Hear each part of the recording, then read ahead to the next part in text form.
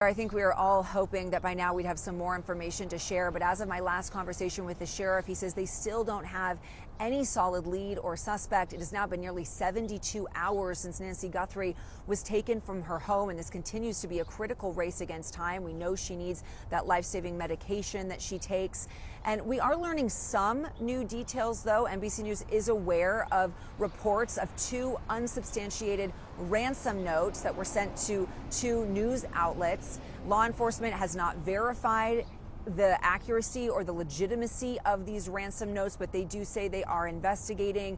The Pima County Sheriff told us that they are sending any of these tips to FBI as well, and we know that the FBI is now involved. President Trump was actually asked about Nancy Guthrie's disappearance. He called it a terrible situation, and when asked, he said he was willing to potentially commit to sending additional federal resources here to help with this search. A big question that we have right now is why law enforcement hasn't been able to obtain or figure out if it even exists footage from the surveillance cameras at Nancy Guthrie's home. The sheriff tells us they're working with some of the tech companies to see if there is any footage from those overnight hours, and if so, if it could be of value to them where they could potentially see any kind of suspect.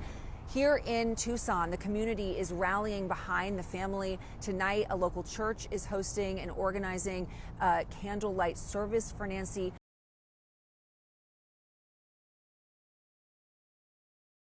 to pray for her safe return. And as for Savannah, she understandably is no longer going to be going to the Olympics, where she was scheduled to host the opening ceremonies in Italy this Friday. She's obviously going to stay here in Tucson as the family continues their search.